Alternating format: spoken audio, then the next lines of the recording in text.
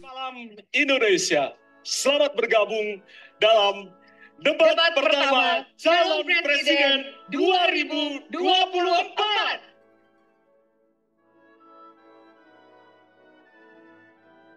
Debat ini adalah debat pertama dari 5 debat yang digelar oleh Komisi Pemilihan Umum Republik Indonesia. Saya Valerina Daniel. Ya, dan saya Ardianto Wijaya. Malam hari ini kami berdua diberikan amanah oleh Komisi Pemilihan Umum Republik Indonesia untuk memimpin atau menjadi moderator dalam debat pertama Capres 2024. Hadirin serta penonton di rumah, debat pertama calon presiden ini diselenggarakan oleh Komisi Pemilihan Umum Republik Indonesia. Tentunya bekerja sama dengan Lembaga Penyiaran Publik, Televisi Republik Indonesia, dan Radio Republik Indonesia sebagai media penyelenggara. Malam ini, para calon presiden akan saling bertanya, beradu argumentasi terkait 6 subtema, yaitu pemerintahan, hukum, hak asasi manusia, pemberantasan korupsi, penguatan demokrasi, peningkatan pelayanan publik, penanganan disinformasi, dan kerukunan warga. Ini tentunya menjadi malam yang paling dinantikan oleh kita semua. Dan kita akan langsung mengawali debat pada malam hari ini dengan mendengarkan visi, misi, dan juga program kerja dari masing-masing calon presiden 2024. Dan kita akan langsung mulai dengan calon presiden nomor urut 1. Kami persilakan kepada Bapak Anies Baswedan untuk maju ke atas panggung dan menyampaikan visi misinya. Kami persilakan Pak Anies untuk segera menuju ke panggung utama. Pak Anies, waktu Bapak adalah 4 menit dimulai dari sekarang. Assalamualaikum warahmatullahi wabarakatuh. Selamat malam dan salam sejahtera untuk semuanya. Bismillahirrahmanirrahim. Negara hukum menempatkan hukum sebagai rujukan utama untuk memastikan hadir rasa keadilan, memberikan kebermanfaatan, dan memberikan kepastian pada semua. Ini harus dipegang teguh oleh pemegang kekuasaan, baik yang di puncak dan seluruh jajaran. Tapi apa yang terjadi? Banyak aturan ditekuk sesuai dengan kepentingan yang sedang memegang kekuasaan. Apakah ini akan diteruskan? Tidak. Ini harus diubah. Ini harus dikembalikan. Kemudian kita menyaksikan betapa pada hari-hari ini tatanan ketika kita menyelenggarakan pemerintahan sering tidak sesuai dengan prinsip-prinsip hukum yang kita pegang. Karena itulah kami melihat perubahan ini harus kita kembalikan. Negara ini adalah negara hukum, bukan negara kekuasaan. Dalam negara hukum, kekuasaan diatur oleh hukum. Dalam negara kekuasaan, hukum diatur oleh penguasa. Dan kita tidak menginginkan itu terjadi. Pada saat ini, kalau kita lihat hukum itu harusnya tegak begini. Inilah hukum. Dalam kenyataannya, dia bengkok. Dia tajam ke bawah, dia tumpul ke atas. Dan kondisi ini tidak boleh didiamkan, tidak boleh dibiarkan, dan harus berubah. Karena itu kita mendorong perubahan. Mengembalikan hukum menjadi tegak kepada semuanya. Dan bila kita saksikan hari ini, ada satu orang milenial bisa menjadi calon wakil presiden. Tetapi ada ribuan milenial, generasi Z, yang peduli pada anak-anak bangsa, yang peduli pada mereka yang termarginalkan. Ketika mereka mengungkapkan pendapat, ketika mereka mengkritik pemerintah, justru mereka sering dihadapi dengan kekerasan, dihadapi dengan benturan, dan bahkan gas air mata. Apakah kondisi ini akan dibiarkan? Tidak, kita harus lakukan perubahan. Oleh karena itu, kami memperhatikan ini sebagai hal-hal yang mendasar. Yang tak kalah penting, ini kedua nih, yang tak kalah penting. Kita menyaksikan pada saat ini, ada peristiwa seperti peristiwa Ibu Mega. Ibu Mega Suryani Dewi, seorang ibu rumah tangga yang mengalami kekerasan rumah tangga, lapor pada negara, tidak diperhatikan, dan dia meninggal korban kekerasan. Apakah akan dibiarkan? Tidak, ini harus diubah. Dan tidak kalah penting, hadir bersama saya di sini ayahnya Harun Ar-Rasyid. Harun Ar-Rasyid adalah anak yang meninggal, pendukung Pak Prabowo di Pilpres 2019 yang menuntut keadilan pada saat itu. Protes hasil pemilu. Apa yang terjadi? Dia tewas sampai dengan hari ini tidak ada kejelasan. Apakah ini akan dibiarkan? Tidak. Ini harus. Karena itu, kami mendedikasikan diri. Hadir untuk memberikan komitmen bahwa dari puncak sampai ke bawah, kami akan tegakkan hukum pada siapa saja. Kami kembalikan marwah kehidupan bernegara yang menempatkan hukum sebagai tempat yang paling tinggi. Dan ketentuan itu berlaku kepada semua, termasuk ketika menyangkut urusan ASN, menyangkut urusan TNI dan Polri. Terima kasih. Assalamualaikum warahmatullahi wabarakatuh. Terima kasih. Bapak Anies, kami persilahkan kembali ke tempat. Kami persilahkan calon presiden nomor urut 2, Bapak Prabowo Subianto, untuk maju ke atas panggung dan menyampaikan visi dan misi.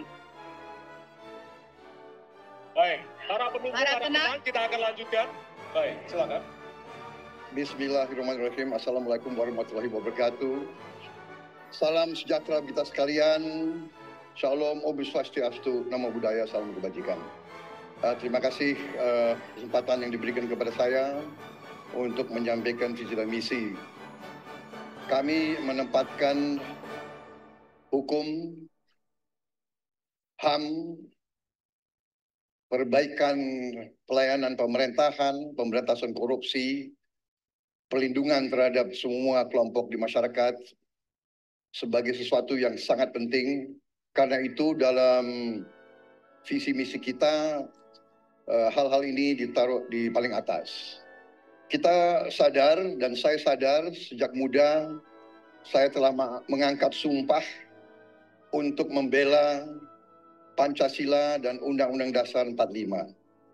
Di dalam Undang-Undang Dasar 45, di situ pendiri-pendiri bangsa kita mendirikan sebuah republik.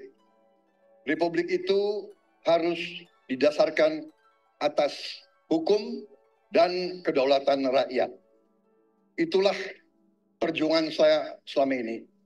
Dan saya pertaruhkan nyawa saya, jiwa saya untuk membela demokrasi, hukum, dan HAM. Kita paham, kita mengerti masih banyak kekurangan. Tetapi kita harus bersyukur di tengah dunia yang penuh tantangan ketidakpastian, di mana terjadi perang di mana-mana, di mana negara-negara begitu banyak yang terjadi perang saudara, kerusuhan, Indonesia masih aman, Indonesia masih damai, Indonesia masih terkendali, harga-harga masih terkendali, ekonomi untuk rakyat kita masih aman. Karena apa? Karena kepemimpinan. Karena apa?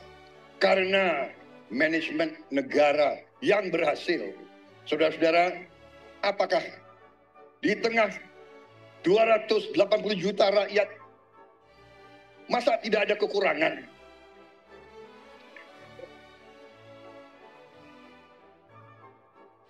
Tetapi kita harus arif, kita harus dewasa, dan kita tidak boleh munafik.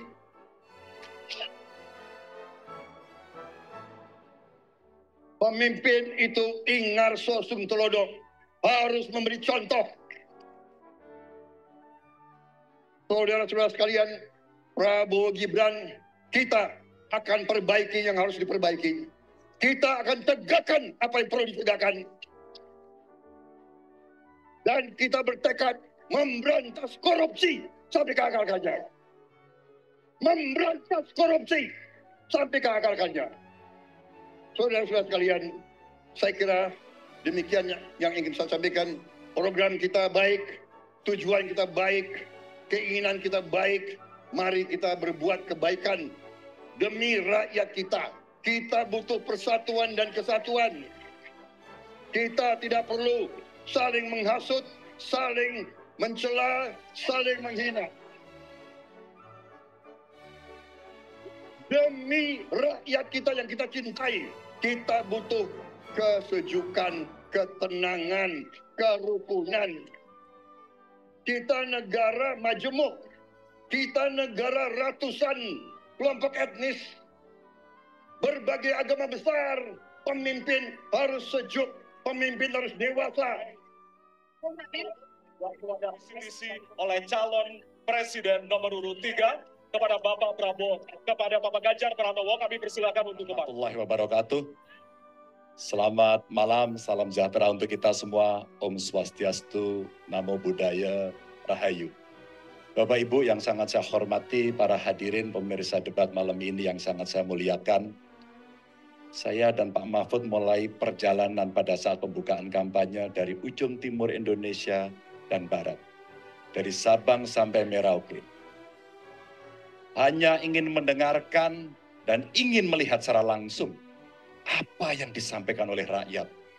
Apa yang dirasakan oleh rakyat sehingga ketika kontestasi 5 tahunan ini berlangsung, harapan itu ada dan masuk dalam pikiran seorang pemimpin, satunya pikiran, perkataan, dan perbuatan. Ini sesuatu yang sungguh penting. Di Merauke kami menemukan pendeta, namanya Pak Leo. Dia harus menolong seorang ibu ingin melahirkan. Karena tidak adanya fasilitas kesehatan. Dan dia belajar dari YouTube. Sesuatu hak kesehatan yang tidak bisa didapat. Maka kita sampaikan kepada Pendeta Leo, kami akan bangunkan itu, dan kami akan kerahkan seluruh Indonesia, bahwa satu desa, satu puskesmas atau pustu, dengan satu nakes yang ada. Pak Mahfud juga menyampaikan kepada para guru yang ada di Aceh, di Sabang sana. Ada juga guru agama di sana. Kita ingin membangun Indonesia yang hebat dengan SDM yang unggul.